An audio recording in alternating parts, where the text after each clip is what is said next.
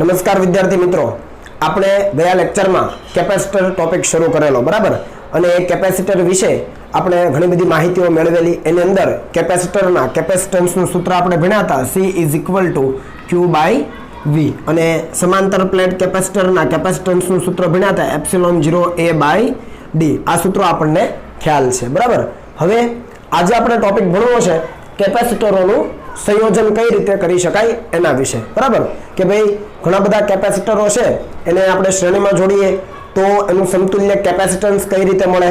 ઘણા બધા કેપેસિટરો છે એને આપણે સમાંતરમાં જોડીએ તો એનું સમતુલ્ય કેપેસિટન્સ કઈ રીતે મળે. અને શ્રેણી અને સમાંતર એટલે કે મિશ્ર પ્રકારનું તમને જોડાણ આપ્યું હોય તો એનું સમતુલ્ય કેપેસિટન્સ કઈ રીતે મેળવી શકાય બરાબર. જેથી કરીને સર્કિટમાં જ્યારે ઘણા બધા કેપેસિટરો હોય અને બધા જ કેપેસિટરની જગ્યાએ આપણે કોઈ એક એવું કેપેસિટર મૂકીએ કે જેથી કરીને આપણું કામ ચાલી જાય, તો આપણે સમતુલ્ય કેપેસિટન્સ મેળવવું પડે. આ જસ્ટ લાઈક આપણું અવરોધ જેવું છે બરાબર. અવરોધમાં પણ આપણે શ્રેણી જોડાણ અને સમાંતર જોડાણ ભણ્યા છીએ. તમને અવરોધના શ્રેણી જોડાણનું સૂત્ર યાદ હશે, R = R1 + R2 + up to Rn સુધી. અને એટલે આ શ્રેણી જોડાણ એટલે RS લખું, અને સમાંતર જોડાણ હોય તો 1/Rp = 1/R1 + 1/R2 + 1/R3 up to 1/Rn. આ શ્રેણી માટે અને આ સમાંતર જોડાણ માટે અવરોધ હોય ત્યારે બરાબર. એવું જ આપણે કેપેસિટરો માટે કરવાનું છે. તો કેપેસિટરો માટે આપણે એ વસ્તુ શરૂ કરીએ તો સૌપ્રથમ આપણે જોડાણ લઈએ, શ્રેણી જોડાણ. આપણે શ્રેણી અને સમાંતર જોડાણ બંને ભણવાના છીએ બરાબર. તો શરૂઆત કરી દઈએ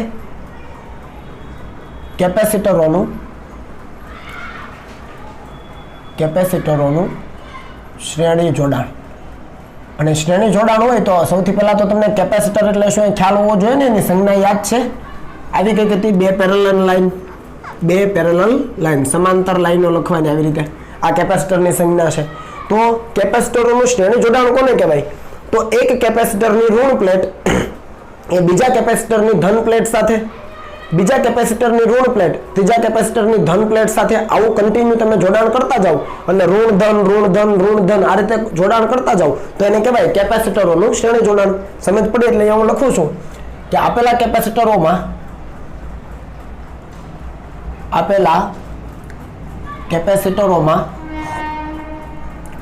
એક કેપેસિટરની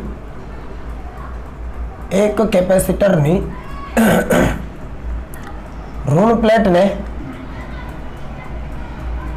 બીજાની ધન પ્લેટ સાથે, એટલે બીજા કેપેસિટરની ધન પ્લેટ સાથે બીજા કેપેસિટરની ઋણ પ્લેટને ત્રીજાની ધન સાથે જોડાણ કરતા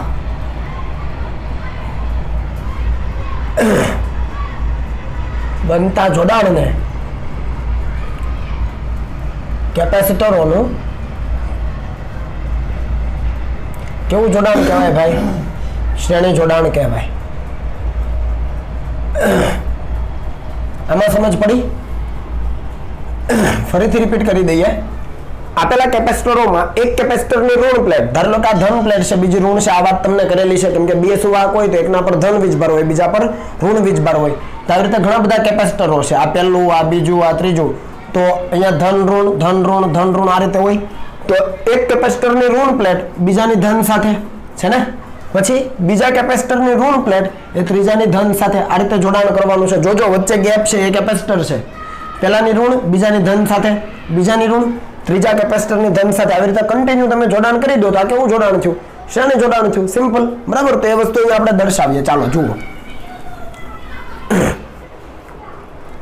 તો આપણે 3 કેપેસિટરો લઈને કામ કરીએ બરાબર. 3 કેપેસિટરો થિયરી તમે જાતે કરશો.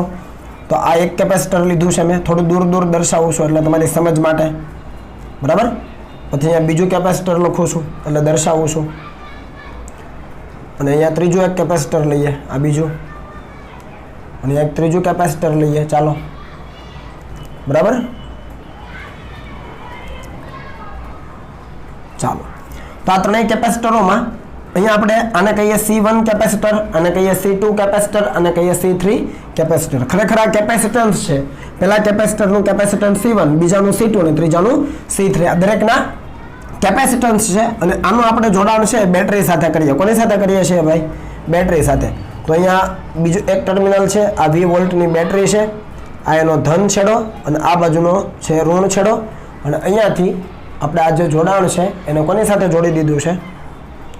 બેટરી સાથે. પણ અહીંયા જુઓ, એકની ધન પ્લેટ અને બીજાની ઋણ પ્લેટ, કેમ કે એક ઉપર જેટલો ધન હોય એટલો બીજા ઉપર ઋણ હોય, એક ઉપર જેટલો ધન હોય એટલો બીજા ઉપર ઋણ હોય, એક ઉપર જેટલો ધન હોય એટલો બીજા ઉપર શું હોય ભાઈ? ઋણ હોય.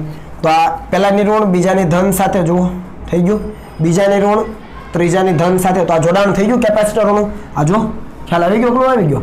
બરાબર. હવે ખરેખર એકચ્યુઅલી આમાં થાય છે શું? તો અહીંયાથી તમે બેટરી જ્યારે લાગુ પાડી છે ને ત્યારે આ જે પેલું કેપેસિટર છે એની જે ડાબી બાજુની પ્લેટ છે કોની સાથે જોડાણમાં છે? બેટરીના ધન ધ્રુવ સાથે. તો થાય શું? તો અહીંયાથી છે, અહીંયા ધન વિદ્યુતભાર છે આ પહેલી પ્લેટને મળે, એટલે કે પહેલા કેપેસિટરની ડાબી પ્લેટને કયો વીજભાર મળે? ધન વિદ્યુતભાર મળે. કોના કારણે? બેટરીના કારણે. હવે અહીંયા ધન વીજભાર છે ને, તો આ ધન વીજભારના કારણે સામેની પ્લેટ ઉપર ઋણ વીજભાર પ્રેરિત થાય. શું થાય? ઋણ વીજભાર પ્રેરિત થાય. એ કઈ રીતે હું તમને સમજાવું કે અહીંયા ધારો કે આપણી પાસે કોઈ ધન વીજભાર ધરાવતી પ્લેટ છે, બરાબર, આના ઉપર ધન વીજભાર છે સપોઝ, ટૂંકમાં સમજજો. અને એક બીજી પ્લેટ છે જે ન્યુટ્રલ છે. કેવી છે? ન્યુટ્રલ છે. તો અહીંયા ધન વીજભાર છે, બીજી પ્લેટ ઉપર કોઈ વિદ્યુતભાર નથી, તો આના કારણે અહીંયા પ્રેરણ થાય. તો આ બાજુ કયો વીજભાર આવે? ઋણ વીજભાર આવે. અને પેલી બાજુ કયું આવી જાય? ધન વીજભાર આવી જાય. સમજ પડી ને? પહેલા આ પ્લેટ ન્યુટ્રલ હતી, પણ આના આકર્ષણ બળને કારણે અહીંયા ઋણ વીજભાર આવી જાય. સામેના છેડે શું જતો રહે? ધન વીજભાર. અને ધારી લો કે આ બાજુનું આપણે અર્થિંગ કરીએ. શું કરી દે? અર્થિંગ. તો અહીંયાથી ઇલેક્ટ્રોન આવશે અને આને કેવો કરી દેશે? ન્યુટ્રલ. એટલે આ બધા જતા રહેશે. તો આ બધા જતા રહે તો હવે પ્લેટ કેવી થઈ ગઈ? ઋણ વીજભારિત થઈ ગઈ. સમજ પડી કે ન પડી? અને એવી જ રીતે અહીંયા તમે ધારો કે અર્થિંગ કરી દો તો અહીંયાથી ઇલેક્ટ્રોન આવીને આ બાજુના ભાગને કેવું કરી દેશે? ન્યુટ્રલ કરી દેશે. હવે અર્થિંગ દૂર કરી દઉં છું તો આના ઉપર ઋણ વીજભાર, આના ઉપર ધન વીજભાર જ બચે. અહીંયાથી અર્થિંગ દૂર કરી દઉં તો આના ઉપર ઋણ વીજભાર બચે. જુઓ કેપેસિટરની બે પ્લેટો બની ગઈ કે નહીં? એકના ઉપર ધન, બીજા ઉપર ઋણ. અહીંયા જેટલો ધન હોય એટલો અહીંયા ઋણ આવી જાય. આ એ જ વસ્તુ છે. ટૂંકમાં પ્રેરણ થાય. અહીંયા બેટરીના કારણે ધન વીજભાર આવી ગયો. હવે આ ધન વીજભારના કારણે વિદ્યુતભારનું પ્રેરણ થાય અને બીજી પ્લેટ ઉપર ઋણ વીજભાર આવે. એ બીજી પ્લેટ પરના ઋણ વીજભારને કારણે આ C2 કેપેસિટરની જે આ પ્લેટ છે ત્યાં ધન વીજભાર પ્રેરિત થાય. આના કારણે અહીંયા ઋણ પ્રેરિત થાય, આના કારણે અહીંયા ધન પ્રેરિત થાય, આના કારણે અહીંયા ઋણ પ્રેરિત થાય.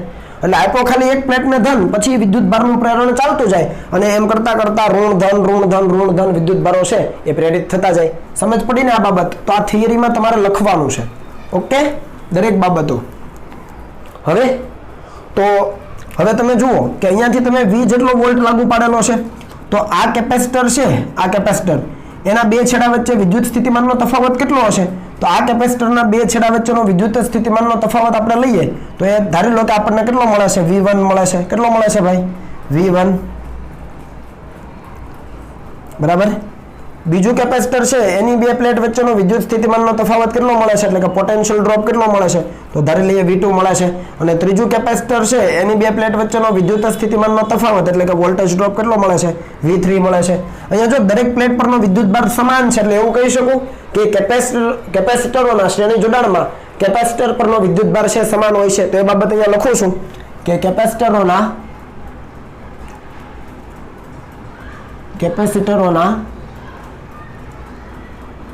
શ્રેણી જોડાણમાં દરેક પ્લેટ પરનો વિદ્યુતભાર સમાન. અથવા એવું કહી શકો દરેક, કેમ કે પ્લેટ પરનો વિદ્યુતભાર એને જ આપણે કેપેસિટર પરનો વિદ્યુતભાર કહીએ છીએ, તો એવું પણ લખી શકાય કે આથી દરેક કેપેસિટર પરનો વિદ્યુતભાર Q જેટલો હોય છે. તો વિદ્યુતભાર એક સમાન છે. તો અલગ શું થયું? તો પોટેન્શિયલ ડિફરન્સ અલગ થયા. થિયરી જાતે હો ભાઈ. મેં તમને એક્સપ્લેન કર્યું 3 કેપેસિટરો એને કઈ રીતે જોડ્યા છે, બેટરીનું જોડાણ, અહીંયા ધન વીજભાર, બાકીનું પ્રેરણ થાય, એ બધું તમારે લખવાનું. તો દરેક કેપેસિટર પરનો વિદ્યુતભાર સમાન. હવે અહીંયા પોટેન્શિયલ ડ્રોપ અલગ અલગ છે. તો જેટલો બેટરી દ્વારા આપણને પોટેન્શિયલ મળે છે એટલો જ આ ત્રણેયના વચ્ચે વેચાઈ જશે સરખા ભાગે. તો અહીંયા ડાયરેક્ટ લખી શકાય પણ એના પહેલા આ પોટેન્શિયલ ડ્રોપ કેટલો હશે જો લખવું હોય તો V1 બરાબર સૂત્ર કયું છે C = Q / V. આના ઉપરથી V ને કરતા બનાવો તો શું થાય Q તો સમાન છે બધા ઉપર છેદમાં C1 લખાય જુઓ Q બધામાં સમાન છે V1 મને જોઈએ છે કે કેપેસિટર આ પહેલું છે ને બે પ્લેટ વચ્ચેનો પોટેન્શિયલ ડ્રોપ કેટલો હશે તો V1 કઈ રીતે મળે તો અહીંયાથી Q/C1 બીજા માટે V2 બરાબર Q/C2 અને ત્રીજા કેપેસિટર માટે V3 બરાબર Q/C3 આવું મળે બરાબર નવું કંઈ નથી આની અંદર ઓકે તો આ ત્રણેય કેપેસિટરોની પ્લેટ વચ્ચેનો વિદ્યુત સ્થિતિમાનનો તફાવત મળી ગયો તો આ બાબત કમ્પ્લીટ હવે ટોટલ જે વોલ્ટેજ મળે છે = V1 + V2 + V3 હોવા જોઈએ તો V = V1 + V2 + V3 તો આની અંદર કિંમતો મૂકી દઈએ તો V બરાબર V1 ની જગ્યાએ Q/C1 વત્તા અહીંયા Q/C2 વત્તા અહીંયા Q/C3 તો અહીંયાથી Q કોમન નીકળે તો V ના છેદમાં Q લખાય અહીંયાથી Q કોમન નીકળે ને એને હું છેદમાં લાવું V ના છેદમાં Q = 1/C1 વત્તા 1/C2 વત્તા 1/C3 સમજ પડી હવે ધારી લો કે આ જોડાણનું સમતુલ્ય કેપેસિટન્સ અહીં આપણે લખીએ ધારો કે સમતુલ્ય કેપેસિટન્સ CS હોય તો CS એટલે સિરીઝ કનેક્શન માટે બરાબર તો CS શું લખાય CS બરાબર ખાલી Q / V લખાય જ્યાં Q શું છે તો કે આ ત્રણેયની જગ્યાએ એક એવું કેપેસિટર મૂકીએ જેના પરનો વિદ્યુતભાર Q જેટલો જોવાનો સિમ્પલ અને એના બે છેડા વચ્ચેનો વોલ્ટેજ કેટલો હશે જેટલો બેટરી આપતી હશે કેમ કે એક જ કેપેસિટર હોય તો એના બે છેડા વચ્ચે V જેટલો જ વોલ્ટ હોય તો અહીંયાથી તમે 1/CS લખો તો શું લખાય V/Q લખાય આને સમીકરણ 1 કહી દો આને સમીકરણ 2 કહી દો જુઓ સમજ પડે છે ને દરેક પ્લેટ પરનો વિદ્યુતભાર સમાન દરેક કેપેસિટરની બે પ્લેટ વચ્ચેનો વોલ્ટેજ ડ્રોપ તમે લખી શકો સાદા સૂત્ર ઉપરથી હવે ટોટલ V એટલે આ ત્રણેયનો સરવાળો આવું આપણે અવરોધ માટે પણ કરેલું જ છે સેમ હવે અહીંયા V1 V2 V3 મૂકી દો Q ને કોમન કાઢો છેદમાં જવા દો V/Q બરાબર આ સૂત્ર મળી ગયું હવે આ ત્રણેય કેપેસિટરની જગ્યાએ એક જ કેપેસિટર મૂકીએ તો એના ઉપરનો વિદ્યુતભાર Q થાય અને વોલ્ટેજ ડ્રોપ કેટલો હોય જેટલો બેટરીનો હોય તો Q/V આનો વ્યસ્ત લો તો V/Q તો અહીંયા જો V/Q અહીંયા પણ V/Q તો એક અને બે સરખાવી શકાય બરાબર એ કરીએ પહેલા આને કોપી કરો ચાલો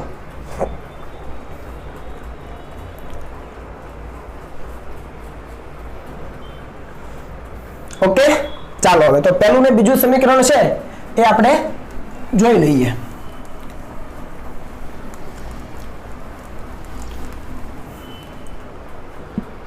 તો 1 અને 2 પરથી શું લખાય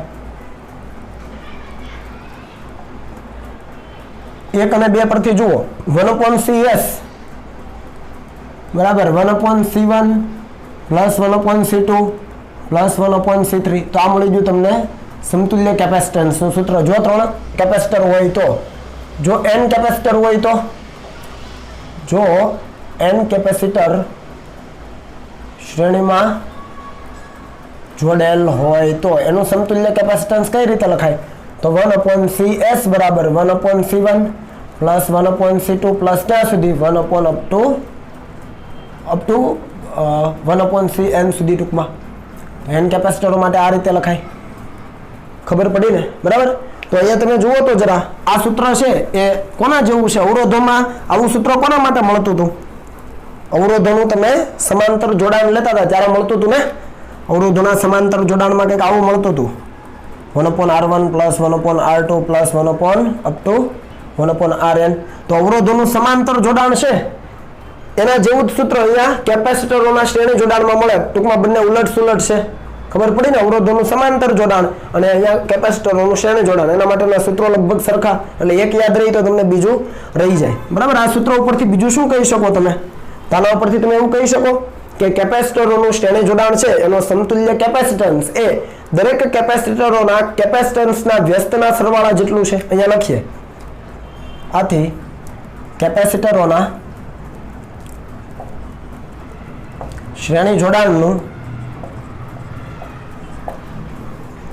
સમતુલ્ય કેપેસિટન્સ CS નું વ્યસ્ત ખબર પડી ને કેપેસિટરોના શ્રેણી જોડાણનું સમતુલ્ય કેપેસિટન્સનું વ્યસ્ત એ દરેક કેપેસિટરોના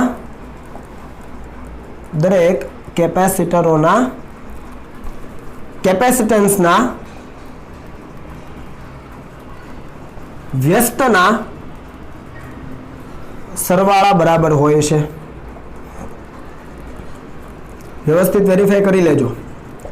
શ્રેણી જોડાણનું સમતુલ્ય કેપેસિટન્સ છે એનું વ્યસ્ત એટલે કે 1/CS એ દરેક કેપેસિટરનું જે કેપેસિટન્સ છે એના વ્યસ્તના સરવાળા જેટલું હોય છે. સિમ્પલ. અને અહીંયા આપણને એ પણ ખબર છે કે આ દરેક કેપેસિટરોમાં જેનું મૂલ્ય નાનામાં નાનું હશે, કેપેસિટન્સનું મૂલ્ય નાનામાં નાનું હશે, એના કરતાં પણ અંતિમ જવાબ નાનો મળશે. બરાબર. એટલે અહીંયા એ પણ લખી શકીએ કે અહીં CS નું મૂલ્ય એટલે કે કેપેસિટરોના શ્રેણી જોડાણનું સમતુલ્ય કેપેસિટન્સ CS નું મૂલ્ય એ જોડાણમાં રહેલા નાનામાં નાના કેપેસિટન્સના મૂલ્ય કરતાં પણ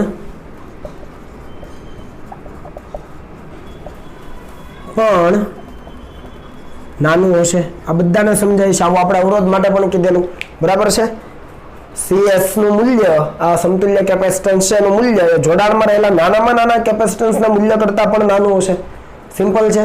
એટલે 3 બાબતો ખાસ યાદ રાખવાની છે કે આપણે અહીંયા કીધું કે દરેક કેપેસિટર છે એના પરનો વિદ્યુતભાર એક સમાન છે. પહેલી વસ્તુ આ નંબર 1.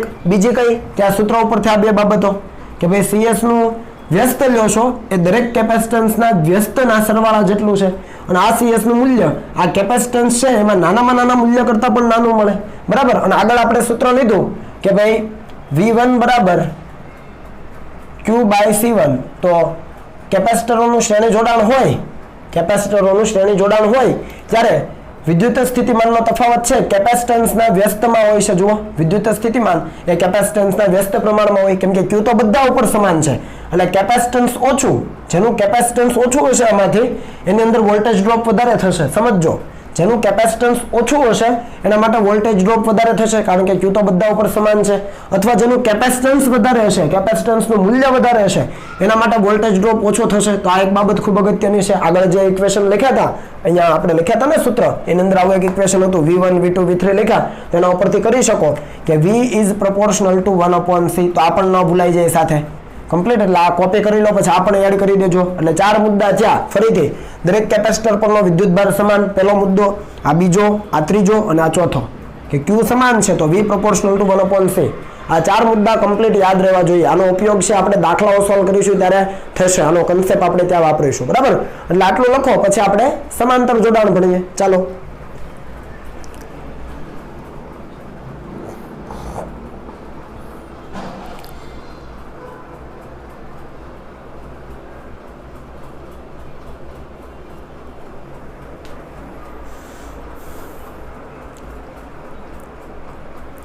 ઓકે, ચાલો.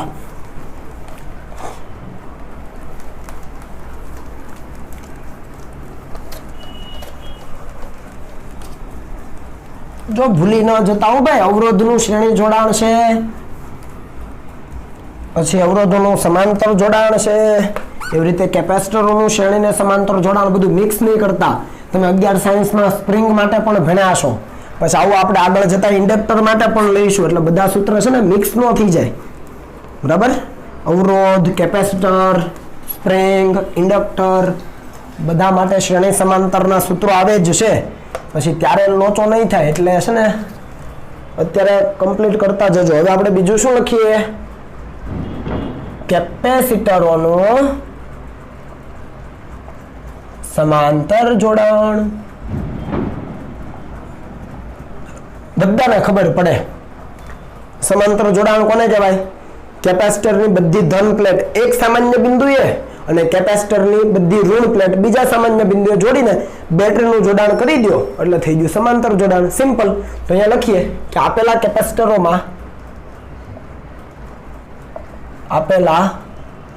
કેપેસિટરોની બધી જ ધન પ્લેટ એક સામાન્ય બિંદુએ અને બધી જ ઋણ પ્લેટ બીજા સામાન્ય બિંદુએ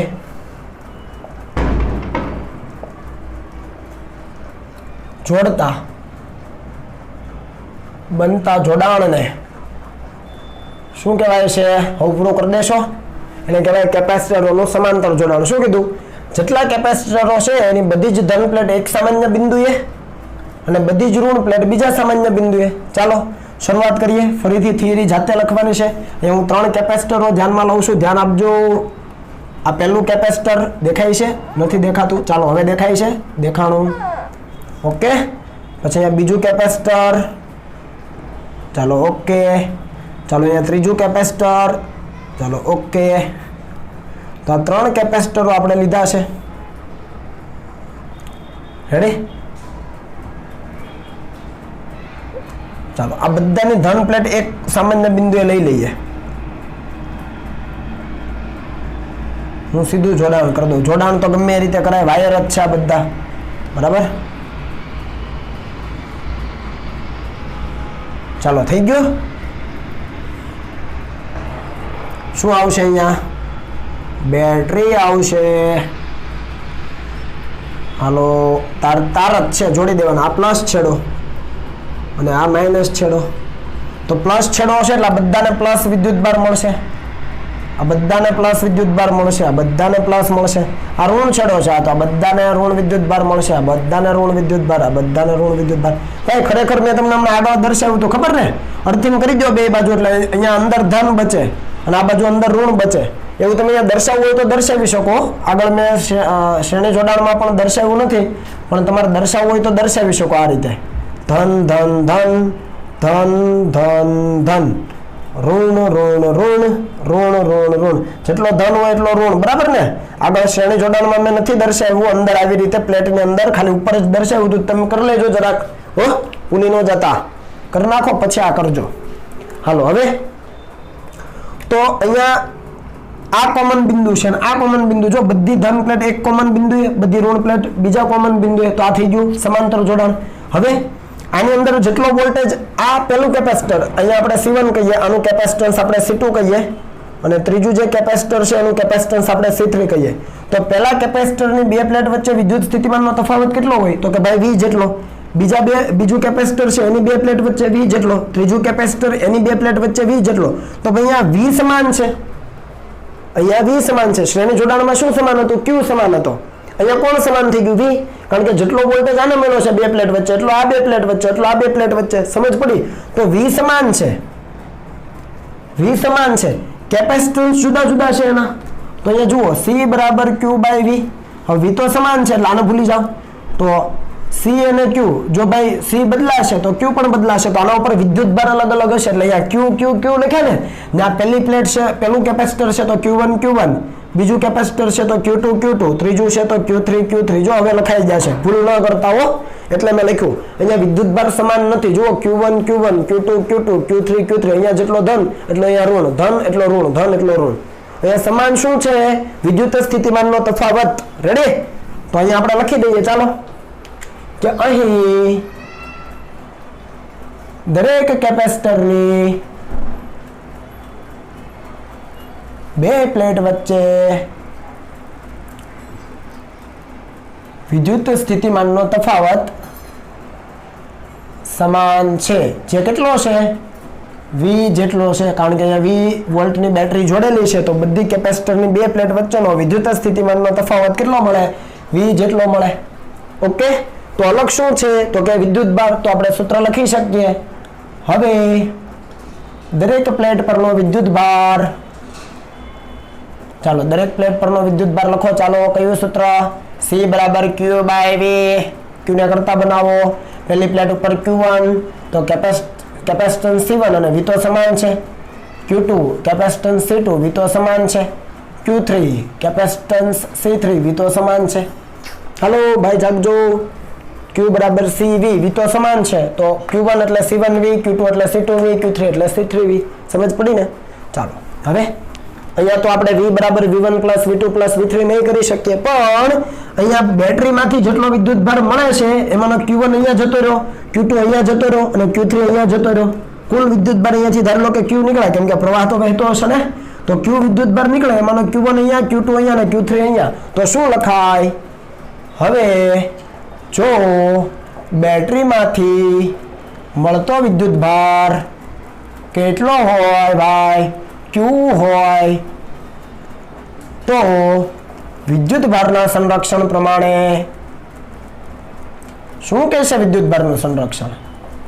તો નીકળો Q જેટલો અને ડિસ્ટ્રીબ્યુટ થયો Q1 Q2 ને Q3 તો સરવાળો Q1 plus Q2 plus Q3 જો ભૂલ નહીં કરતા હો ભાઈ કુલ વિદ્યુત ભાર એટલે Q1 plus Q2 plus Q3 અહીંયા મેં પ્લેટ ઉપર Q1 લીધો પણ ખરેખર આપણે કેપેસિટર પરનો વિદ્યુત ભાર કહીએ છીએ અહીંયા એમ કહું પહેલા કેપેસિટરની બે પ્લેટ વચ્ચેનો પહેલા કેપેસિટર ઉપર વિદ્યુત ભાર કેટલો તો Q1 બીજા કેપેસિટર ઉપર તો કે Q2 અને ત્રીજા ઉપર તો કે Q3 તો અહીંયા કિંમતો મુકાઈ તો જો મૂકી દો Q બરાબર Q1 ની જગ્યાએ મૂકો હાલો C1V C2V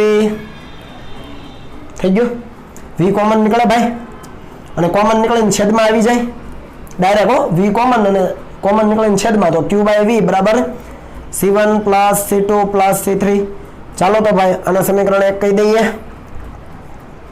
ઓકે ડન હવે આ ત્રણેય કેપેસિટરોની જગ્યાએ એક એવું કેપેસિટર મૂકીએ કે જેના ઉપરનો વિદ્યુતભાર Q હોય અને વોલ્ટેજ કેટલો મળશે અને V જેટલો કેમ કે આ ત્રણેયની જગ્યાએ એક જ પ્લેટ મૂકી આવી રીતે તો શું થાય વોલ્ટેજ કેટલો V જેટલો અને એના ઉપર વિદ્યુતભાર કેટલો જેટલો બેટરીમાં જ નીકળે બધો કેપેસિટરની પ્લેટ ઉપર અહીંયા પ્લસ Q અહીંયા માઈનસ Q સમજે ને બે પ્લેટ આમ છે મારા હાથ તો અહીંયા પ્લસ Q અહીંયા માઈનસ Q અને વોલ્ટેજ કેટલો બેટરીના વોલ્ટેજ જેટલો સિમ્પલ તો અહીંયા આપણે લખી શકીએ કે હવે જો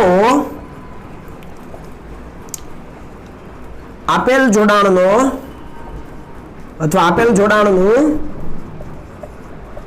સમતુલ્ય કેપેસિટન્સ કેટલું હોય CP P ફોર પેરેલલ સમાંતર એટલે પેરેલલ CP હોય તો શું લખાય વિચારો તો CP બરાબર Q/V લખાય C બરાબર Q/V મુજબ CP બરાબર Q/V તો આ થઈ ગયું સમીકરણ નંબર 2 રેડી આમ જુઓ તો સરખું કઈ લાગે છે બરાબર ચાલો લખો પછી આગળ વધીએ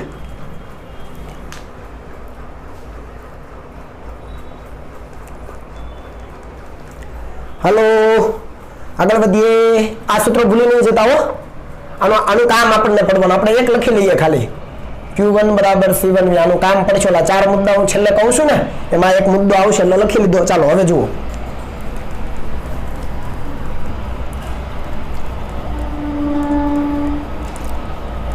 શું છે તો જુઓ તો આ બંને સમાન તો સમીકરણ 1 અને 2 પરથી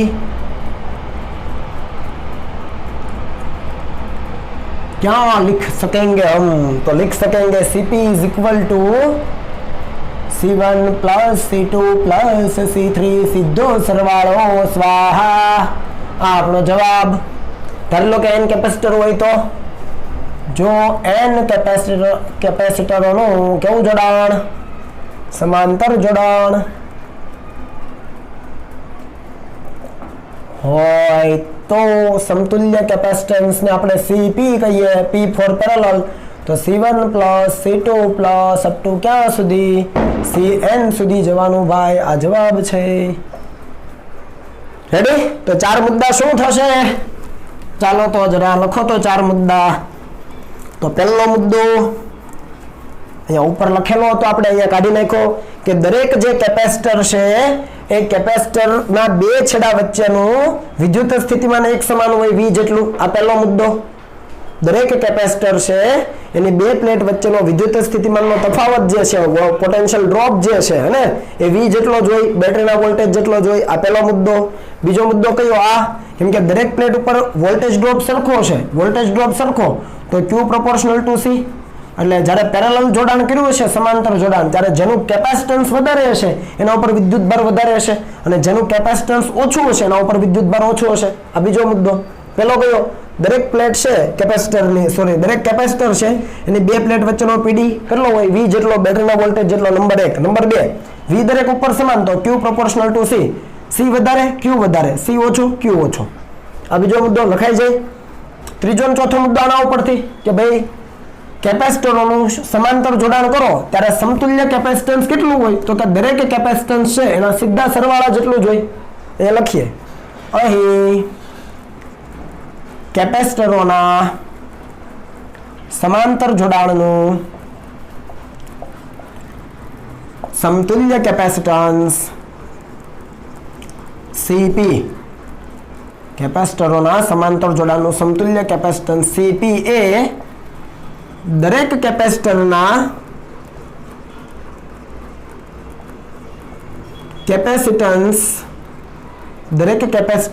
કેપેસિટન્સના સરવાળા બરાબર અથવા સરવાળા જેટલું હોય છે. કેપેસિટર અને કેપેસિટન્સ અલગ છે ને, કીધું છે તમને, ભૂલી નહીં જતા. તો કેપેસિટરોના સમાંતર જોડાણનું સમતુલ્ય કેપેસિટન્સ Cp એ કેટલું હોય? તો કે દરેક કેપેસિટરનું જે કેપેસિટન્સ છે એના સીધા સરવાળા જેટલું હોય. અને બીજું શું લખાય કે અહીંયા આ સમતુલ્ય કેપેસિટન્સ છે, સમાંતર જોડાણનું સમતુલ્ય કેપેસિટન્સ, એનું મૂલ્ય એ આમાંનું કોઈ પણ કેપેસિટન્સ છે એના મોટામાં મોટા મૂલ્ય કરતાં પણ મોટું છે, કારણ કે સીધો સરવાળો છે. આ 1 ફેરાડનું હોય, આ 2 નું હોય, ત્રીજું છે 3 નું હોય, તો ટોટલ સમતુલ્ય 6 નું થઈ જાય. અને મોટામાં મોટા મૂલ્યનું કેપેસિટર હોય, હે ને, મોટામાં મોટા મૂલ્યનું કેપેસિટન્સ હોય એના કરતાં પણ આ Cp નું મૂલ્ય મોટું મળે. તો એ લખી શકાય તથા Cp એટલે કે સમાંતર જોડાણના સમતુલ્ય કેપેસિટન્સનું મૂલ્ય એ જોડાણના મોટામાં મોટા કેપેસિટન્સના મૂલ્ય કરતા પણ વધારે હોય છે. બરાબર ને? Cp નું મૂલ્ય મોટામાં મોટા કેપેસિટન્સના મૂલ્ય કરતા પણ વધારે હોય છે. તો પેલો મુદ્દો V વાળો, બીજો મુદ્દો આ, ત્રીજો આ અને ચોથો આ થઈ ગયો. બરાબર? ક્લિયર? ચાલો, તો અહીંયા થિયરી પૂરી થઈ. આ કોના જેવું સૂત્ર છે? અવરોધોના શ્રેણી જોડાણ જેવું. અવરોધોનું શ્રેણી જોડાણ કેવું હતું જુઓ તો, R1 + R2 + up to અહીંયા આપણે લખીએ તો Rn, હે ને, એટલે અવરોધોનું શ્રેણી જોડાણ. તો અહીંયા કેપેસિટરોનું સમાંતર જોડાણ પાછું ક્રોસ થઈ ગયું.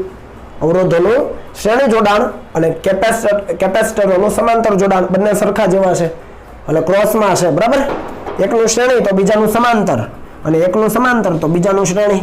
તો બંને જે ઇક્વેશન આપણે તારવા છે, થિયરીઓ ભણ્યા છે, વ્યવસ્થિત યાદ રાખજો. મિશ્ર પ્રકારનું જોડાણ કરાવતો નથી, બરાબર, પણ જ્યારે દાખલાઓ આવશે ત્યારે મિશ્ર પ્રકારનું જોડાણ જ તમારી પાસે હશે. શ્રેણી જોડાણ હશે અને સમાંતર જોડાણ પણ હશે, એને સોલ્વ કરવાનું જેવી રીતે અવરોધો માટે કર્યું છે એવું જ ભાઈ. બરાબર? પણ આ કન્સેપ્ટ ન ભૂલાઈ જાય.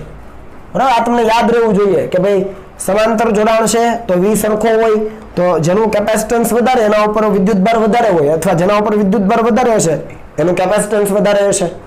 અને શ્રેણી જોડાણ લીધું, એમાં શું કીધું શ્રેણી જોડાણમાં? તો શ્રેણી જોડાણમાં આપણે એવું કીધું કે ત્યાં Q સમાન છે. તો Q સમાન છે તો આપણે V1 લીધો, V1 બરાબર Q/C1, તો ત્યાં ઉલટું છે. બરાબર? V અને C વચ્ચેનો સંબંધ ઉલટો છે. વ્યવસ્થિત બધું સમજવાનું. બરાબર? એટલે પ્રેક્ટિસ કરશો એટલે ખ્યાલ આવી જશે. એટલે બંને થિયરી કમ્પ્લીટ વ્યવસ્થિત તૈયાર કરજો. રેડી? ચાલો, આને લખી લો, પછી આપણે આગળ જઈએ. ઓકે,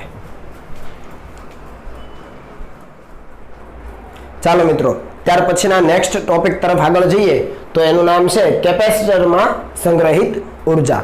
હવે મેં તમને વાત કરેલી કે કેપેસિટરનો ઉપયોગ છે એ જુદી જુદી જગ્યાએ કરવામાં આવે છે. બરાબર? એની અંદર વિદ્યુતભારનો સંગ્રહ કરવામાં, એ તો મેં તમને સમજાવ્યું કે કઈ રીતે એની પ્લેટ ઉપર વિદ્યુતભાર જમા કરી શકાય, ચાર્જિંગની પ્રોસેસ અથવા પ્રેરણની પ્રોસેસ જે કીધી મેં તમને. બરાબર? એની અંદર ઉર્જાનો પણ સંગ્રહ કરી શકાય. ઉર્જાનો સંગ્રહ કરવા માટે કેપેસિટરનો ઉપયોગ થાય, ફિલ્ટર પરિપથો તરીકેનો ઉપયોગ થાય. બરાબર? એ સિવાય જે એસી સર્કિટો છે, એસી પરિપથો છે, એની અંદર પણ એનો ઉપયોગ થાય. તો આ બધા જ એના ઉપયોગ મેં તમને કીધેલા. તો અહીંયા આપણે ભણવાનું છે કેપેસિટરમાં સંગ્રહિત ઉર્જાનું સૂત્ર કઈ રીતે તારવી શકાય, એ કેપેસિટરની બે પ્લેટ વચ્ચે કેટલી ઉર્જા સંગ્રહ પામેલી હોય. બરાબર? એ આપણે શીખવાનું છે. તો સૌપ્રથમ આપણે અહીંયા લખીએ કે ભાઈ કેપેસિટરનો ઉપયોગ ઉર્જાના સંગ્રહ માટે થાય. બરાબર? હવે આ ઉર્જાનો સંગ્રહ કઈ રીતે થાય? તો મિત્રો, કેપેસિટરને આપણે સૌપ્રથમ એવું વિચારીએ કે કેપેસિટરને ચાર્જિંગ કઈ રીતે કરી શકાય? તો બાય મીન્સ ઓફ બેટરી, ટૂંકમાં બેટરીની મદદથી કેપેસિટરને ચાર્જ કરી શકાય. તો એ કેપેસિટરને ચાર્જ કરવા માટે આપણે કંઈક કાર્ય કરવું પડે. આપણે બેટરી લગાવી તો એ બેટરી વડે કંઈક કાર્ય કરવું પડતું હશે ને? કેપેસિટરને ચાર્જ કરવા માટે જે પણ કંઈ કાર્ય કરવું પડે છે એ કાર્ય એ કેપેસિટરમાં એક ઉર્જાના સ્વરૂપમાં સંગ્રહ થાય છે, જેને કહેવામાં આવે છે કેપેસિટરની અંદર રહેલી વિદ્યુત સ્થિતિ ઉર્જા. કેમ કે જે પણ આપણે પદાર્થ ઉપર કાર્ય કરીએ એ કાર્ય ક્યાં તો પદાર્થની સ્થિતિ ઉર્જાના સ્વરૂપમાં સંગ્રહ પામે, ક્યાં તો એની ગતિ ઉર્જાના સ્વરૂપમાં એને મળે. ખ્યાલ આવે છે ને? પદાર્થ ઉપર જે પણ કાર્ય કરીએ એ ક્યાં તો એની સ્થિતિ ઉર્જાના સ્વરૂપમાં સંગ્રહ પામે, કેમ કે સ્થિતિ ઉર્જાનો સંગ્રહ થાય, ક્યાં તો એને ગતિ ઉર્જાના સ્વરૂપમાં મળે. તો અહીંયા આપણે કેપેસિટરને ચાર્જ કરીશું એ કેપેસિટરની સ્થિતિ ઉર્જાના સ્વરૂપમાં સંગ્રહ પામશે. ટૂંકમાં એના જે ચાર્જિંગ કરવા માટે જે કાર્ય કરવું પડે છે એ કાર્ય એ કેપેસિટરની સ્થિતિ ઉર્જાના સ્વરૂપમાં સંગ્રહ પામશે અને એને જ આપણે કહીશું કેપેસિટરમાં સંગ્રહિત ઉર્જા. સમજ આવે છે? બરાબર. તો અહીંયા હું એ લખી દઉં છું કે કેપેસિટરને બહારથી ચાર્જ કરવા તેના પર કાર્ય કરવું પડે. ટૂંકમાં એને ધન અને ઋણ વિદ્યુત ભારો આપવા છે પ્લેટ ઉપર, તો આપણે કાર્ય કરવું પડે. અને આ કાર્ય કેપેસિટરની બે પ્લેટ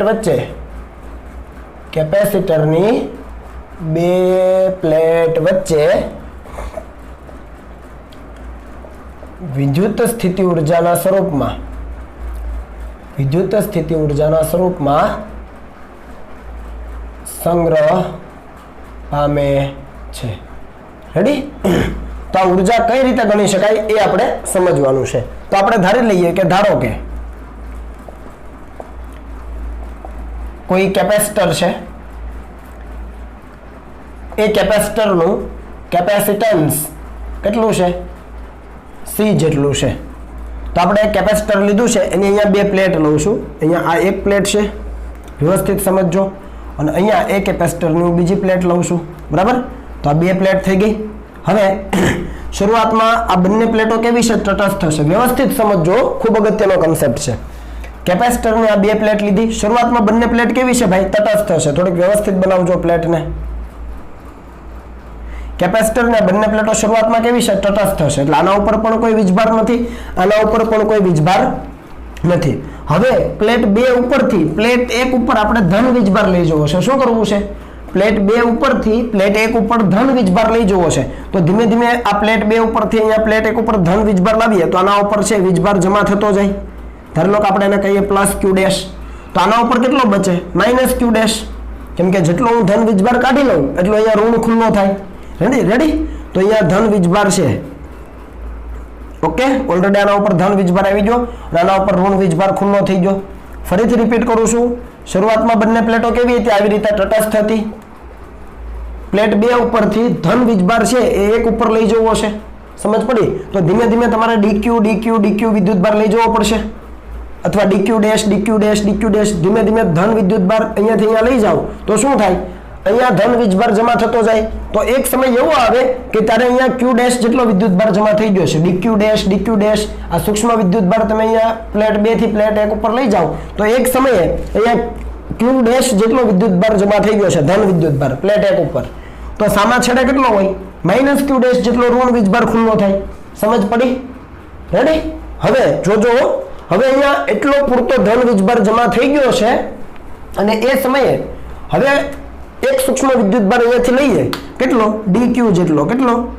dq ડેશ જેટલો ધન વીજભાર ધારી લો કે તમે લઈ જાઓ છો, એક dq ડેશ જેટલો હવે સૂક્ષ્મ વિદ્યુતભાર લઈ જવા માંગો છો તો અહીંયા છે એ આ જે ધન વીજભાર છે આના ઉપર અપાકર્ષી બળ લગાડશે, અથવા એવું કહેવાય કે આ બે પ્લેટ વચ્ચે હવે કંઈક વિદ્યુત સ્થિતિમાન હશે, કેમ કે આપણે સૂત્ર લીધું છે Q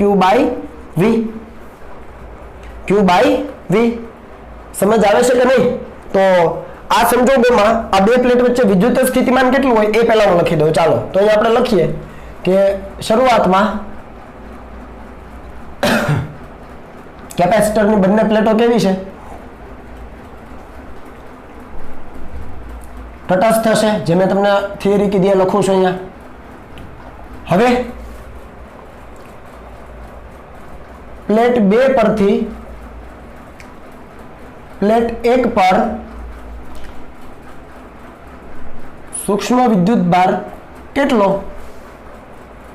dq ડેશ ને ધીમે ધીમે લઈ જવામાં આવે છે. આ તો સમજ પડે ને? પ્લેટ 2 ઉપરથી પ્લેટ 1 ઉપર સૂક્ષ્મ વિદ્યુતભાર dq ડેશ ને તમે ધીમે ધીમે લઈ જાઓ તો સમયની કોઈ એક ક્ષણે પ્લેટ 1 પરનો વિદ્યુતભાર પ્લસ Q ડેશ તથા પ્લેટ 1 પરનો પ્લેટ 1 પરનો વિદ્યુતભાર પ્લસ q ડેશ અને પ્લેટ 2 પરનો વિદ્યુતભાર કેટલો થાય માઇનસ q ડેશ છે કોઈ સમયની કોઈ એક ક્ષણે કેટલો પ્લેટ 1 પરનો પ્લસ q ડેશ અને બીજી પરનો માઇનસ q ડેશ થાય તો આ વખતે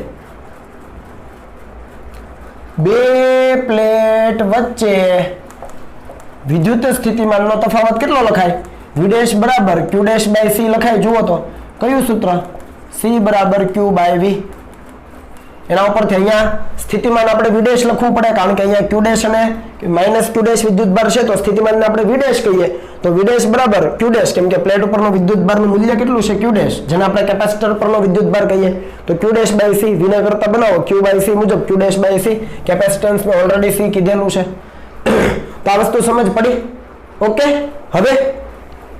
હવે કોઈ એક વધારાનો આ dq ડેશ વિદ્યુતભાર હજુ એક ધન વિદ્યુતભાર આમાંથી કાઢીને લઈ જઈએ તો અહીંયા કેટલો થઈ જાય અહીંયાથી એક dq ડેશ કાઢી લીધું આ તો માઈનસ અહીંયા dq ડેશ કરવો પડે ને કે ન કરવો પડે પહેલા આટલું હતું આવી રીતે હતું એકના ઉપર ધન એકના ઉપર એટલો જ ઋણ હવે અહીંયાથી હું dq ડેશ કાઢી લઉં હજુ એક સૂક્ષ્મ વિદ્યુતભાર નાનકડો કાઢી લઉં બરાબર છે અને એને અહીંયા ઋણથી ધન પ્લેટ એટલે 2 થી 1 પ્લેટ તરફ લઈ જાવ આ ધન વિદ્યુતભારને એટલે પ્લસ લખું છું તો અહીંયા એટલો માઈનસ થઈ જાય કે ન થઈ જાય થઈ જાય ને પણ હવે આ વિદ્યુતભારને લાવવા માટે મારે કંઈક કાર્ય કરવું પડશે કેમ કારણ કે આ બે પ્લેટો વચ્ચે કંઈક સ્થિતિમાન છે અને તમે બીજા શબ્દોમાં એવું પણ વિચારી શકો આ પણ ધન અને આ પ્લેટ પણ ધન તો હવે અહીંયાનો જે ધન વીજભાર છે પ્લેટ પરનો આના ઉપર અપાકર્ષી બળ લગાવશે તો અપાકર્ષી બળની વિરુદ્ધમાં મારે કાર્ય કરીને લાવવો પડશે સમજ પડી અથવા આ બે પ્લેટ વચ્ચે વિદ્યુત સ્થિતિમાનનો તફાવત છે એ કારણથી મારે આ વિદ્યુતભારને પ્લેટ 2 પરથી પ્લેટ 1 પર લઈ જવા માટે કાર્ય કરવું પડે કેટલું કાર્ય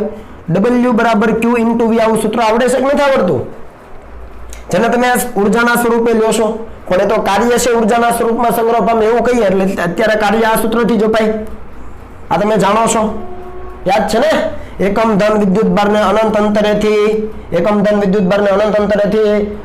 આપેલા બિંદુ સુધી લાવવા માટે કરવું પડતું કાર્ય એટલે એ બિંદુ પાસેનું સ્થિતિમાન તો W બરાબર Q into V આ સૂત્ર આપણે ભણ્યા છીએ રેડી તો બે પ્લેટ છે એમના વચ્ચેનો વિદ્યુત સ્થિતિમાનનો તફાવત કેટલો છે Q dash sorry V dash અને તમારે લઈ કેટલો જવાનો છે વિદ્યુતભાર તો એ વિદ્યુતભાર dq ડેશ તો અહીંયા dq ડેશ લખવો પડે તો કાર્ય dw થાય કારણ કે વિદ્યુતભાર સૂક્ષ્મ તો કાર્ય પણ સૂક્ષ્મ સિમ્પલ ખબર પડી ને W બરાબર Q બાય V સ્થિતિમાનનો તફાવત કેટલો તો કે V ડેશ વિદ્યુતભાર કેટલો લઈ જવાનો છે જેને લાવવાનો એ વિદ્યુતભાર અહીંયા લખવો પડે તો q ની જગ્યાએ dq ડેશ તો અહીંયા dq ડેશ તો કાર્ય કેટલું સૂક્ષ્મ સમજ પડી તો એ બાબત હું તમને સમજાવું છું તો અહીંયા જો લખું કે ભાઈ હવે આ ક્ષણે કઈ ક્ષણે કે જ્યારે બે પ્લેટ વચ્ચેનો વિદ્યુત સ્થિતિમાનનો તફાવત આટલો છે આ ક્ષણે હજુ વધારાનો પ્લસ dq ડેશ સૂક્ષ્મ વિદ્યુતભાર પ્લેટ 2 થી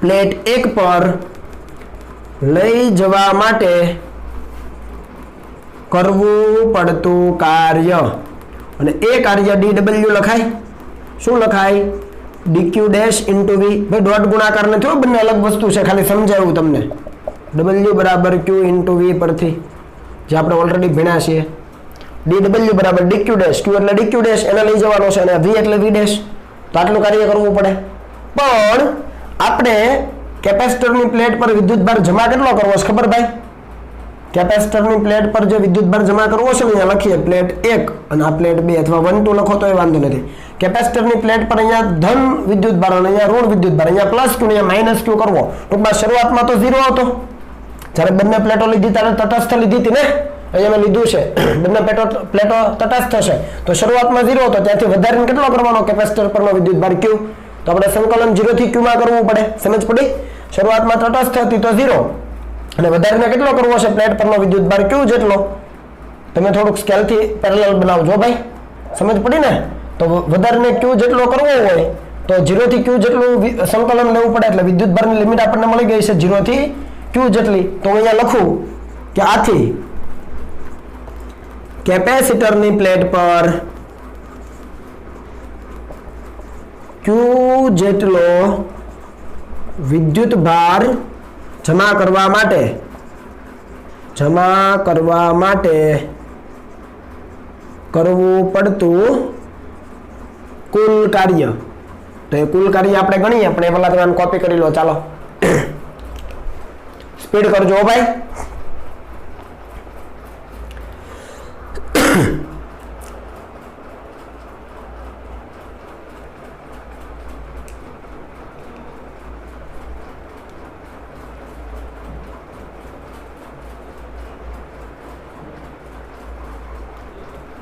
ચાલો ઓકે, તો અહીંયા જ આપણે આગળ વધીએ. જોઈ લો.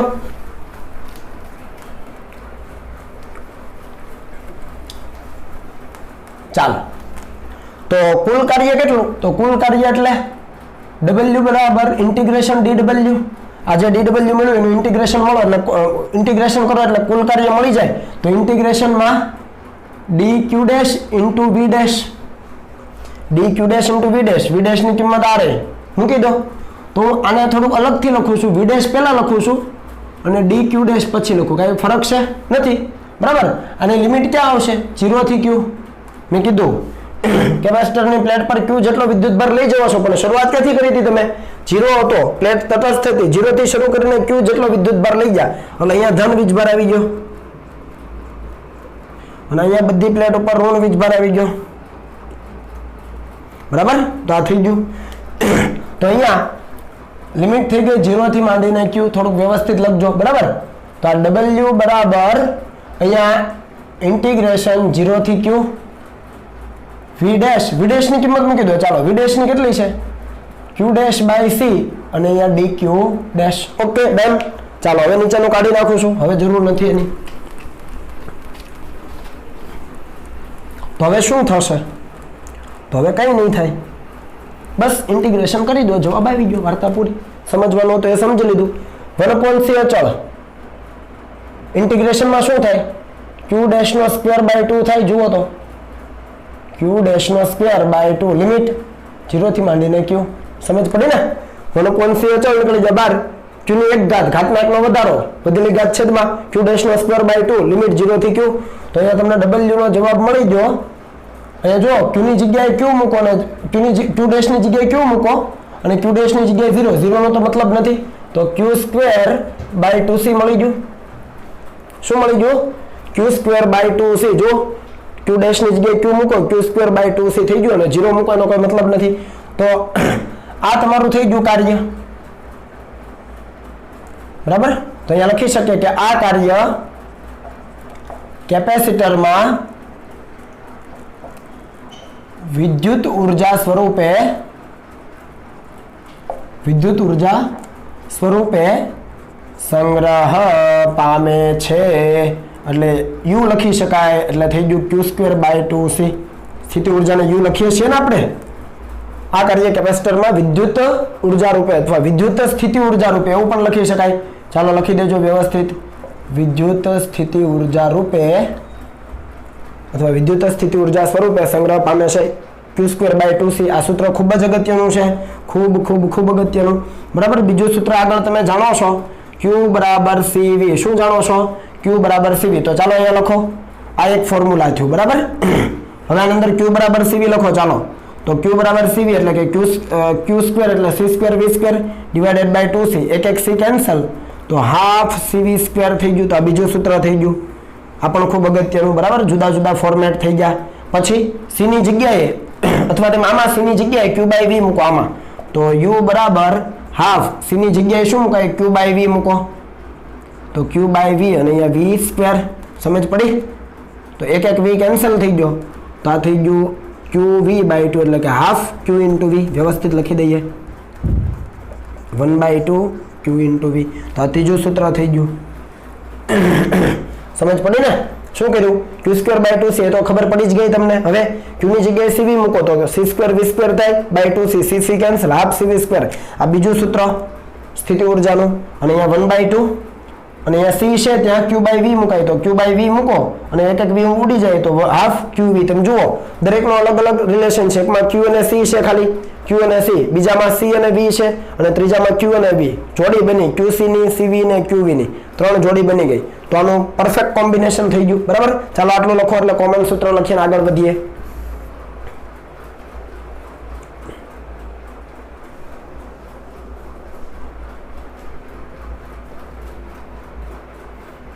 ઓકે ચાલો તો સૂત્ર ખાસ યાદ રાખજો. શું સૂત્ર તારવું છે? કેપેસિટરની અંદર સંગ્રહિત વિદ્યુત સ્થિતિ ઉર્જાનું સૂત્ર આપણે જે તારવું હતું ને સંગ્રહિત ઉર્જા એ સૂત્ર આપણે તારવી દીધું. માત્ર ને માત્ર કાર્ય ગણવાનું છે. થોડો આગળનો કન્સેપ્ટ યાદ રાખો એટલે આવડી જાય. તો સૂત્ર શું હતું? ચાલો તો સૂત્ર હતું U = Q²/2C અથવા હાફ CV² અથવા હાફ Q × V. એક સૂત્ર યાદ રાખો એની અંદર કિંમતો મૂકતા જાઓ. કયું સૂત્ર યાદ રાખીને કિંમતો મૂકવાની છે? Q = CV.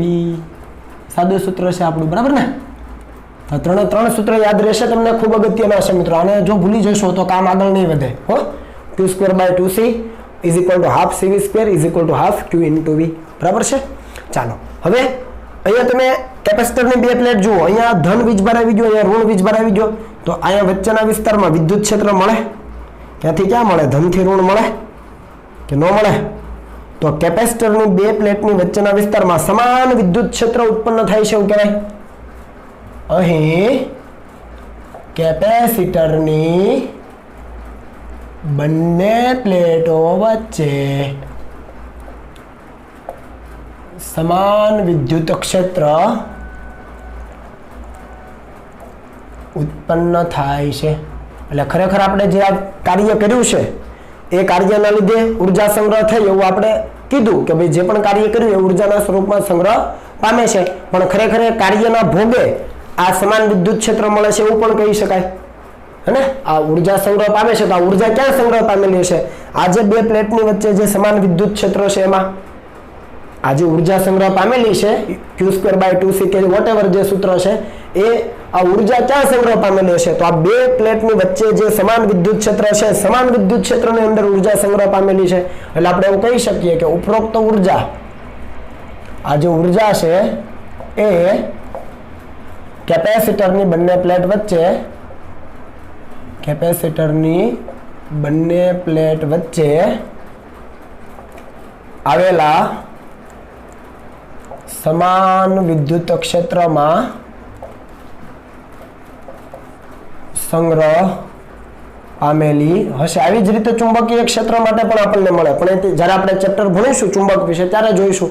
સેમ આના જ જેવું કંઈક ઇક્વેશન તમને ચુંબકીય ક્ષેત્રમાં પણ મળે. ટૂંકમાં ચુંબકીય ક્ષેત્ર હોય ને તો એની અંદર સંગ્રહિત ઉર્જા કેટલી હોય? આ વિદ્યુત ક્ષેત્રમાં સંગ્રહિત ઉર્જા કહેવાય. ખરેખર કેપેસિટરમાં કહેવાય, પણ કેપેસિટરની અંદર વિદ્યુત ક્ષેત્ર છે ભાઈ, તો એ વિદ્યુત ક્ષેત્રમાં સંગ્રહિત ઉર્જા કહેવાય. પણ તમારે યાદ રાખવાનું કેપેસિટરમાં સંગ્રહિત ઉર્જાઓ ભૂલી નહીં જતા. ચાલો તો આ ઇક્વેશન અગત્યનું છે. રેડી? હવે અહીંયા તમારું બોર્ડનું કામ પૂરું થઈ ગયું બરાબર. કદાચ તમને ZEE કે નીટનો કન્સેપ્ટ પૂછાય તો હવે તમને એવું પૂછે કે ભાઈ કેપેસિટરો છે અને એનું શ્રેણી કે સમાંતર જોડાણ આપ્યું છે, તો શ્રેણી કે સમાંતર જોડાણમાં ટોટલ ઉર્જા કેટલી, કુલ સ્થિતિ ઉર્જા કેટલી? તો આપણે અહીંયા પોઈન્ટ પાડીને લખીએ. હવે અહીંયા બોર્ડ પૂરું ને અહીંયા ZEE કે નીટનો કન્સેપ્ટ થાય તો કેપેસિટરોના શ્રેણી જોડાણમાં સંગ્રહિત ઉર્જા એટલે કુલ ઉર્જાઓ. કેપેસિટરનું શ્રેણી જોડાણ હોય તો શ્રેણી જોડાણમાં યાદ કરો તો શું સમાન હોય? વિદ્યુત ભાર. તો હું ડાયરેક્ટ લખું છું, અહીંયા શ્રેણી જોડાણ લખ્યું છે કેપેસિટરનું શ્રેણી જોડાણ, એટલે હું ડાયરેક્ટ લખું છું અહીં વિદ્યુત ભાર સમાન, એટલે કે Q કેવો હોય? સમાન હોય. તો તમારે એવું સૂત્ર જોવાનું જેમાં Q અને C આવતા હોય, કેમ કે કેપેસિટન્સ તો બદલાશે ને શ્રેણી જોડાણમાં. એકનું C1, બીજાનું C2, ત્રીજાનું C3 અને સમાન કયું છે? Q. તો એ બે ભૌતિક રાશિ જોવાની. કેપેસિટરનું કેપેસિટન્સ તો હોય જ. હવે અહીંયા સમાન શું એ જોવાનું Q. તો Q અને C વાળું ઇક્વેશન કયું આમાંથી પકડો? તો Q અને C વાળું પહેલું જ છે. તો હવે લખાય હવે ટોટલ ઉર્જા U = Q²/2, પણ અહીંયા CS લખવું પડે ભાઈ. વિચારો કેમ CS? કારણ કે શ્રેણી જોડાણ છે. હાલો ગુડ મોર્નિંગ.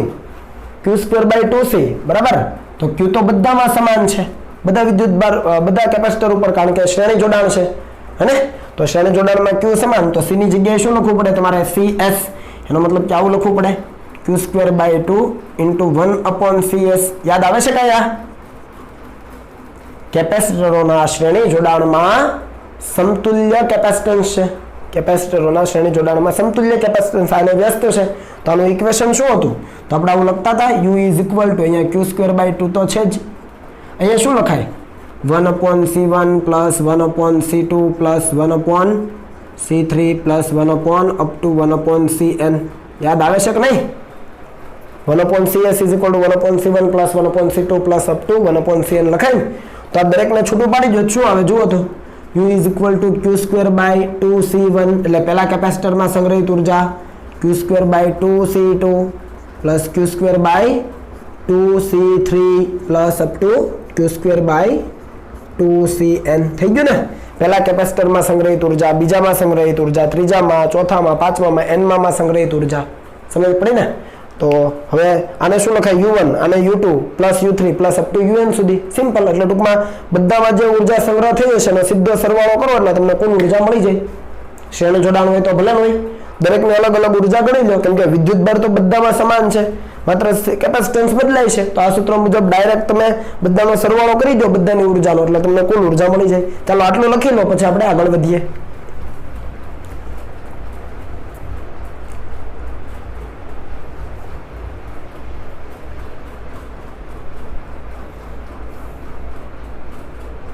ચાલો ઓકે ડન તો આ પદ પછી શું લખાશે અહીંયા તો અહીંયા હું લખું અહીંયા કેમ કે આ સૂત્રના આધારે મારે તમને સમજાવવાનું છે બધું તો આ શ્રેણી જોડાણનું જો આપણું આ છેલ્લું ઇક્વેશન બાકી અને એને વ્યવસ્થિત આપણે લખીએ શું આવશે જુઓ તો પહેલા કેપેસિટરમાં સંગ્રહિત ઉર્જા એટલે u1 બીજામાં સંગ્રહિત ઉર્જા એટલે u2 ત્રીજામાં સંગ્રહિત ઉર્જા એટલે u3 તો અહીંયાથી હવે અહીંયા આ સૂત્ર તો છે જ તો u = પહેલામાં સંગ્રહિત ઉર્જા વત્તા બીજામાં વત્તા ત્રીજામાં વત્તા એનમાં કેપેસિટરમાં સંગ્રહિત ઉર્જા ડાયરેક્ટ સરવાળો કરી દેવાનો એટલે મળી ગયું આખું અગત્યનું ફોર્મ્યુલા આવ્યું પાછું આપણી પાસે રેડી એવી જ રીતે આગળ વધીએ કેપેસિટરોના કેવા જોડાણમાં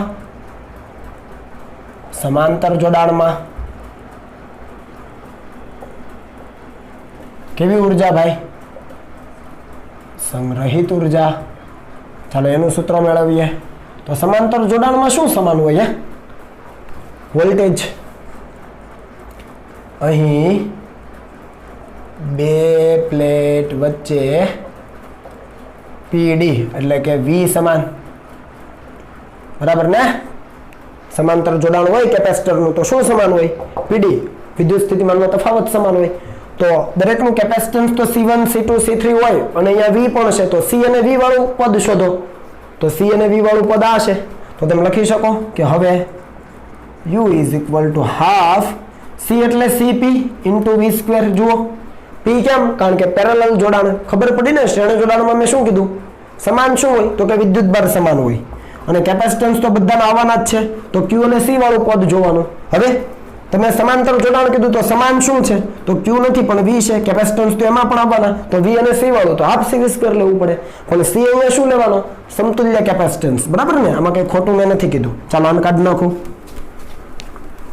ઓકે સમજ પડી ને તમને હવે અહીંયા CP એટલે શું લખાય તો કે હાફ CP એટલે C1 plus C2 plus CN ભણ્યા છીએ ને સમાંતર જોડાણમાં સમતુલ્ય કેપેસિટન્સ એટલે સીધો સરવાળો ઇન્ટુ V² અને V તો બધામાં સમાન હોય તો અહીંયા લખાય હાફ C1 V² વત્તા હાફ C2 V² વત્તા હાફ CN V² કેમ કે વિદ્યુત સ્થિતિમાન તો બધા માટે સમાન ખાલી કેપેસિટન્સ બદલાય તો આ પહેલામાં સંગ્રહિત ઉર્જા થઈ ગઈ તો U = U1 આ બીજામાં સંગ્રહિત ઉર્જા U2 પ્લસ UN તો કેપેસિટરોનું શ્રેણી જોડાણ હોય કે સમાંતર જોડાણ હોય બંનેમાં ઇક્વેશન તો સરખા જ આવ્યા જો ઉર્જાના દરેક કેપેસિટરમાં જે પણ ઉર્જા સંગ્રહ થાય છે એ તમે મેળવી લો અને એનો સીધો સરવાળો કરી દો એટલે તંત્રની તમને કુલ ઉર્જા મળી જાય ખ્યાલ આવ્યો કે ન આવ્યો બરાબર ચાલો આટલું લખી લો પછી આગળ જઈએ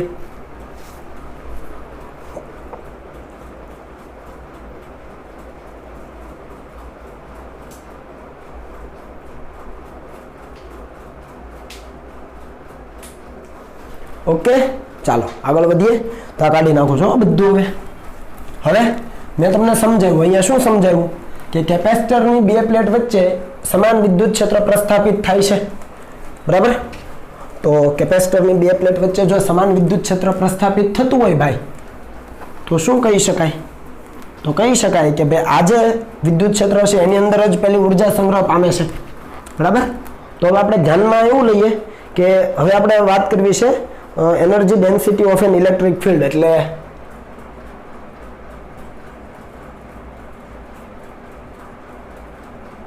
વિદ્યુત ક્ષેત્રની ઉર્જા ઘનતા. શું કહેવાય? વિદ્યુત ક્ષેત્રની ઉર્જા ઘનતા, જેને કહેવાય ρ E. આ સૂત્ર એકવાર આપણે આગળ પણ તારવી લીધેલું છે, તમને હમણાં યાદ આવી જશે. આ નવી થિયરી છે આપણી, એટલે આની અંદર જ કન્ટિન્યુ છે, પણ નવો ટોપિક કે વિદ્યુત ક્ષેત્રની ઉર્જા ઘનતા. ટૂંકમાં વિદ્યુત ક્ષેત્રમાં ઉર્જા સંગ્રહ પામેલી છે, તો ઉર્જા ઘનતા એટલે ઉર્જાના છેદમાં કદ, એટલે ઉર્જા ઘનતા ρ E. E for electric field, ρ એટલે ઘનતા, અને ઇલેક્ટ્રિક વિદ્યુત ક્ષેત્રની ઉર્જા ઘનતા એટલે ઇલેક્ટ્રિક એનર્જી ડેન્સિટી કહેવાય ટૂંકમાં એને, બરાબર? તો ઉર્જાના છેદમાં કદ લેવાનું થાય આપણે. ચાલો, એ તમે જાણો છો, કેમ કે ઘનતા હોય ત્યારે મોટા ભાગે આપણે કદ લઈએ, તો એ ઉર્જા ઘનતા, તો ઉર્જાના છેદમાં કદ. તો અહીંયા ધારી લઈએ કે આપણી પાસે સમાંતર પ્લેટ કેપેસિટર છે, થઈ ગયું ને? બે પ્લેટ સમાંતર, અને અંદર વિદ્યુત ક્ષેત્ર છે. યાદ આવે છે સમાંતર પ્લેટ કેપેસિટર? ત્યાં બે પ્લેટ આ રીતે હતી, આ ધન અને આ નીચેની ઋણ, અને વિદ્યુત ક્ષેત્ર ઉપરથી નીચે હતું. આ ધન, નીચેની ઋણ, વિદ્યુત ક્ષેત્ર નીચે તરફ હતું. ખ્યાલ આવે છે ને? તો આને આમ કરી દો તો વિદ્યુત ક્ષેત્ર, આ ધન હતી તો એનું આમ કરી દો, અથવા આમ કરી દો, ચાલો આમ કરી દો, એટલે આમ થઈ ગયું. તો આ ધન છે અને આ ઋણ થઈ, તો વિદ્યુત ક્ષેત્ર ક્યાં હોય? ધનથી ઋણ છે ને? તો આ બંને પ્લેટની વચ્ચેના વિસ્તારમાં આપણે વિદ્યુત ક્ષેત્રનું સૂત્ર તારવેલું યાદ છે, પરિણામી વિદ્યુત ક્ષેત્ર. અહીંયા બહારના વિસ્તારમાં શૂન્ય હતું, અહીંયા પણ શૂન્ય હતું, એટલે આપણે એને ધ્યાનમાં લેતા નથી. બંને પ્લેટની બહારના વિસ્તારમાં જમણી બાજુ ડાબી બાજુ વિદ્યુત ક્ષેત્ર કેવું હોય? શૂન્ય હોય. સિગ્મા અપોન 2ε0 યાદ છે? એટલે બંને પ્લેટની વચ્ચે જ વિદ્યુત ક્ષેત્ર હોય. તો આપણે અહીંયા લખીએ કે ધારો કે સમાંતર પ્લેટ કેપેસિટર ની બંને પ્લેટોનું ક્ષેત્રફળ એક સમાન જોઈએ, એટલે બંને પ્લેટોનું ક્ષેત્રફળ આપણે ધારીએ કેપિટલ A, તથા બંને પ્લેટો વચ્ચેનું અંતર આપણે ધારી લઈએ સ્મોલ d છે. એટલે આ આકૃતિ જો બનાવી હોય તમારે બનાવી દેવાની. આ બંને પ્લેટ વચ્ચેનું અંતર કેટલું છે? Small d. તમારે આ આકૃતિ જો અહીંયા બનાવી હોય તમે બનાવી શકો. આડછેદનું ક્ષેત્રફળ કેટલું છે? A જેટલું બંને પ્લેટ માટે. સિમ્પલ. બે પ્લેટ વચ્ચેનું અંતર સ્મોલ d અને આડછેદનું ક્ષેત્રફળ A છે. આથી શૂન્યાવકાશ હોય ત્યારે, શૂન્યાવકાશ એટલે બંને પ્લેટની વચ્ચે શૂન્યાવકાશ હોય ત્યારે તેનું કેપેસિટન્સ આપણે લખેલું છે. કેટલું લખેલું છે? C ઇઝ ઇક્વલ ટુ, યાદ કરો, ε0 A/d. કે નથી યાદ આવતું? જાગી જાજો હો ભાઈ, આ સૂત્ર તારવ્યું છે આપણે. બંને પ્લેટની વચ્ચે શૂન્યાવકાશ હોય ત્યારે એનું કેપેસિટન્સ છે ε0 A/d થાય. હવે હું આવું શું કામ કરું છું? તો ઉર્જા ગણવી છે, તો પેલા ઉર્જા ગણવી પડે ને, q²/2c મુજબ. તો c આપણને મળી ગયો. જો હવે q ગણવાનો થાય તો q ગણીએ. જુઓ, હવે આપણને ખબર છે કે બે પ્લેટની વચ્ચે વિદ્યુત ક્ષેત્રનું સૂત્ર શું હતું? E ઇઝ ઇક્વલ ટુ ખાલી સિગ્મા અપોન ε0. યાદ આવે છે ને? એકના લીધે અહીંયા આ બિંદુ પાસે એકના લીધે સિગ્મા અપોન 2ε0 જમણી બાજુ, બીજી પ્લેટના લીધે સિગ્મા અપોન 2ε0 આવું. સિગ્મા અપોન 2ε0 એક પ્લેટના લીધે વત્તા બીજી પ્લેટના લીધે સિગ્મા અપોન 2ε0, બંને જમણી બાજુ હોય. કેમ કે આ બિંદુ એકમ ધન વિદ્યુત ભાર લ્યો તો શું થાય? વિદ્યુત ક્ષેત્ર આ તરફ, બીજી પ્લેટના કારણે વિદ્યુત ક્ષેત્ર આ તરફ, તો સીધો સરવાળો, તો આનો સરવાળો સિગ્મા અપોન ε0 થાય. આપણે ભણ્યા છીએ, બરાબર? ચાલો, હવે ધારો કે પ્લેટની વિદ્યુત ભારની પૃષ્ઠ ઘનતા કેટલી છે? સિગ્મા હોય તો પ્લેટ પરનો વિદ્યુત ભાર શું થાય? Q બરાબર સિગ્મા ઇન્ટુ A થાય કે ન થાય? સિગ્મા બરાબર Q બાય A આપણે લેતા હતા ને? સિગ્મા બરાબર વિદ્યુત ભારની પૃષ્ઠ ઘનતા એટલે વિદ્યુત ભારના છેદમાં ક્ષેત્રફળ. તો અહીંયા Q ના કરતા બનાવીએ તો સિગ્મા ઇન્ટુ A થઈ જાય. તો અહીંયા સિગ્માની કિંમત મુકાય એટલે અહીંયાથી સિગ્માને પકડો તો શું આવે એપ્સિલોન 0 ઇન્ટુ ઈ થઈ જાય, બરાબર. સિગ્માને પકડો એપ્સિલોન 0 ઇન્ટુ ઈ થઈ જાય તો એ સિગ્માની જગ્યાએ મૂકો એપ્સિલોન 0 ઇન્ટુ ઈ ઇન્ટુ એ. મળી ગયું કે ન મળ્યું? સિગ્માની જગ્યાએ એપ્સિલોન 0 ઇન્ટુ ઈ મૂકી દો, ઇન્ટુ એ તો છે જ. તો હવે જો સી પણ છે ને ક્યુ પણ છે કે નથી? ઇઝી છે ને? સી પણ મેળવો, આ તો જાણતા જ હતા, વિદ્યુત ક્ષેત્ર જાણીએ છીએ, એમાંથી સિગ્માને પકડ્યો તો વિદ્યુત ભાર કઈ રીતે ગણાય? સિગ્મા ઇન્ટુ એ, સિગ્માની કિંમત મૂકી તો ક્યુ પણ છે સી પણ છે, ક્યુ અને સી કિંમત મૂકી દો, Q²/2C માં મળી જાય કે નહીં ઉર્જા? પછી આપણને બધું મળી જશે. તો જોઈ લઈએ ચાલો શું આવે છે, બરાબર. તો પેલા આટલું લખી લો ચાલો ને.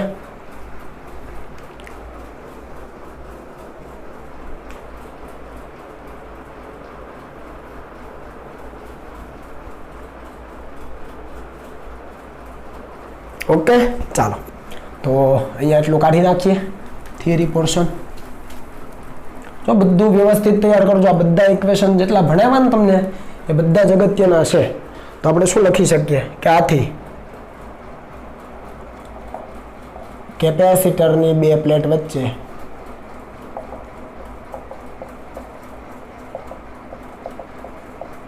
સંગ્રહિત ઉર્જા કેટલી થાય? સૂત્ર શું હતું?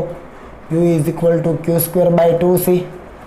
ચાલો ક્યુની કિંમત ઉઠાવો અહીંયાથી તો શું આવે એપ્સિલોન 0 ઈ એ આખાનો સ્ક્વેર, કેમ કે Q સ્ક્વેર તો આનો સ્ક્વેર તો અહીંયા પણ સ્ક્વેર Q ઈ એ આખાનો Q ઈ એ આખાનો સ્ક્વેર, અહીંયા 2 અને C ની કિંમત લખો અહીંયા એપ્સિલોન 0 A/D. ઓકે, કિંમતો મૂકી દીધી, Q ની મૂકી દીધી અને C ની પણ મૂકી દીધી. સમાંતર પ્લેટ કેપેસિટરનું કેપેસિટન્સ. અહીંયા તમને એમ થતું હશે કે સમાંતર પ્લેટ કેપેસિટર માટે જ આ સાચું પડે ને? અહીંયા આપણે ઉદાહરણ લીધું છે સમાંતર પ્લેટ કેપેસિટરનું કારણ કે ઇઝી પડે, પણ તમે કોઈ પણ પ્રકારનું કેપેસિટર હોય એના માટે આ સૂત્ર છે એ ઉર્જા માટેનું અને ઉર્જા ઘનતા જે આપણે તારવવા જઈ રહ્યા છે એનું લાગુ પાડી શકો. સમજ પડી ને? આ તો સિમ્પ્લિસિટી માટે મેં સમાંતર પ્લેટ કેપેસિટર લીધું છે, બાકી તમે કોઈ પણ પ્રકારનું કેપેસિટર હોય એના માટે તમે આ ઉર્જાનું સૂત્ર લાગુ પાડી શકો અને ઉર્જા ઘનતાનું જે આપણે તારવવા જઈ રહ્યા છે એ પણ લાગુ પાડી શકો. તો આ વસ્તુ તમારે યાદ રાખવાની છે. તો U ઇઝ ઇક્વલ ટુ અહીંયા શું કેન્સલ થાય જુઓ તો, આનું થોડુંક સાદુરૂપ આપીએ તો એપ્સિલોન 0 સ્ક્વેર ઈ સ્ક્વેર એ સ્ક્વેર અને આ ડીને થોડોક સાઈડમાં લખી દો કેમ કે ડી ઉપર જાય છેદમાં 2 એપ્સિલોન 0 એ. સમજ પડી કે ન પડી? ઉપર સ્ક્વેર કરી દીધો, છેદનો છેદ અંશમાં મોકલી દીધો, 2 એપ્સિલોન 0 એ. એક એપ્સિલોન 0 એ એક એપ્સિલોન 0 એ ઉડી જાય તો અહીંયા શું વધે? U ઇઝ ઇક્વલ ટુ જોજો 1/2 એપ્સિલોન 0 ઈ સ્ક્વેર એ ઇન્ટુ ડી વધે. જુઓ તો આ ઉર્જાનું એક નવું સૂત્ર પાછું મળી ગયું. તમે જે લેતા હતા Q²/2C half CV square QV/2 એટલે કે 1/2 QV આવું લેતા હતા ને, એની અંદર હજુ એક એડ થઈ ગયું 1/2 તો છે જ એપ્સિલોન 0 ઈ સ્ક્વેર, એપ્સિલોન 0 ઈ સ્ક્વેર, અહીંયા એ વધ્યો હજુ એક, એ અને ડી છે. સમજ પડી ને? તો હજુ એક સૂત્ર થઈ ગયું. તમને વિદ્યુત ક્ષેત્ર આપ્યું હોય, એરિયા આપ્યો હોય ને બે પ્લેટ વચ્ચેનું અંતર આપ્યું હોય તો આ ચોથું સૂત્ર થઈ ગયું ઉર્જા માટેનું, કેપેસિટરની અંદર સંગ્રહિત ઉર્જાનું. તો આ પણ ખૂબ અગત્યનું છે, ધ્યાન આપજો, બરાબર. હવે કેપેસિટર માટે અથવા કેપેસિટરની અંદર એકમ કદ દીઠ સંગ્રહાયેલી ઉર્જાને ઉર્જા ઘનતા કહે છે. ઉર્જા ઘનતા એટલે ρ E. કેપેસિટરની અંદર એકમ કદ દીઠ સંગ્રહાયેલી ઉર્જા, એકમ કદ દીઠ, અને જરાક જુઓ તો આ કદ જ કહેવાય ને, કેમ કે એ એટલે પ્લેટના આડછેદનું ક્ષેત્રફળ હતું, બરાબર, અને ડી એટલે બંને વચ્ચેનું અંતર. તો આ કેપેસિટરની બે પ્લેટ વચ્ચેનું જે કદ છે એ કદ આવી ગયું. સમજ પડી ને? એ ઇન્ટુ ડી એટલે કેપેસિટરની બે પ્લેટ વચ્ચેનું કદ એ એકમ કદ દીઠ સંગ્રહાયેલી ઉર્જા. તો અહીંયા આપણે લખીએ કે ρ E ઇઝ ઇક્વલ ટુ ઉર્જાના છેદમાં કદ. ન સમજ પડે તો ગુજરાતીમાં એકમ કદ દીઠ સંગ્રહાયેલી ઉર્જા U/V. V એટલે વોલ્યુમ, તો A ઇન્ટુ ડી એટલે વોલ્યુમ જ છે. તો અહીંયા તમે આ કરી દેશો U/AD, હું AD કરી દઉં એટલે તમને યાદ રહે. V એટલે A ઇન્ટુ ડી લખાય. તો અહીંયા યુના છેદમાં AD કરો તો શું થઈ જાય? હાફ એપ્સિલોન 0 ઈ સ્ક્વેર. તો અહીંયાથી લખી દઉં ρ E is equal to half epsilon 0 E square. Epsilon 0 તો બધા જાણો છો, શૂન્યાવકાશની પરમિટિવિટી છે. અને ઓલરેડી મેં તમને કીધું કે આપણે ત્યારે આ કિસ્સાની ચર્ચા કરી છે કે જ્યારે બે કેપેસિટરોની વચ્ચે શૂન્યાવકાશ હોય, હવા હોય ત્યારે, એટલે એપ્સિલોન 0 લખ્યું. માધ્યમ હોત તો માધ્યમની પરમિટિવિટી લખવી પડે. ત્યારે શૂન્યાવકાશ છે બે પ્લેટ વચ્ચે, તો શૂન્યાવકાશની પરમિટિવિટી સિમ્પલ ને મેં ઉલ્લેખ કરેલો કે બે પ્લેટની વચ્ચે શૂન્યાવકાશ હોય ત્યારે સમાંતર પ્લેટ કેપેસિટરનું કેપેસિટન્સ જુઓ આગળ, તો એટલા માટે મેં એપ્સિલોન 0 લખ્યું છે. માધ્યમ હોય તો ખાલી એપ્સિલોન લખાય. અને બે પ્લેટ વચ્ચેનું સમાન વિદ્યુત ક્ષેત્રનું મૂલ્ય E જેટલું. જો તમને પ્લેટ ઉપરનો સિગ્મા આપેલો હોય તો તમે E = સિગ્મા અપોન એપ્સિલોન 0 ની મદદથી વિદ્યુત ક્ષેત્ર ગણી શકો. આ તમારા ઉપર છે, ગમે તે ઇધર ઉધર કરવું એ, બરાબર. પણ આ સૂત્ર ખૂબ અગત્યનું છે અને ભૂલી જવાનું નથી, બરાબર. આગળ હવે કશું છે આપણી પાસે તો કે ના નથી, તો આ સૂત્ર પણ તમારા માટે ખૂબ અગત્યનું છે. આ છે ઉર્જા ઘનતાનું સૂત્ર. વિદ્યુત ક્ષેત્રની અંદર ઉર્જા ઘનતા, અથવા અત્યારે કેપેસિટર છે તો કેપેસિટરની અંદર વિદ્યુત ક્ષેત્ર છે જ, એટલે કેપેસિટરની અંદર ઉર્જા ઘનતાનું સૂત્ર તો પણ આ જ થશે, ½ એપ્સિલોન 0 E². આવું જ સૂત્ર આપણે ચુંબકીય ક્ષેત્ર માટે પણ લખી શકીએ, કારણ કે ચુંબકીય ક્ષેત્ર માટે U નું સૂત્ર મળે તો એના માટે પણ U/V કરીએ એટલે એના માટે પણ ઉર્જા ઘનતા મળે, બરાબર. તો આપણે જોઈશું ડિટેલમાં. પણ અત્યારે આજે જે પણ કંઈ ભણ્યા છીએ, કેપેસિટરનું શ્રેણી જોડાણ, સમાંતર જોડાણ, બરાબર છે. પછી શ્રેણી જોડાણમાં કુલ ઉર્જા, સમાંતર જોડાણમાં કુલ ઉર્જા, અને આ જે ઉર્જા ઘનતા છે એ તમામ વસ્તુઓ વ્યવસ્થિત રીતે કમ્પ્લીટ કરજો. સાથે સાથે કેપેસિટરમાં સંગ્રહાયેલી ઉર્જા, આ બધા કન્સેપ્ટ ખૂબ અગત્યના છે મિત્રો. રેડી? તો કાળજી રાખીને તૈયાર કરજો. અને સીટીની અંદર આને રિલેટેડ દાખલાઓ પણ હશે એ પણ સોલ્વ કરજો.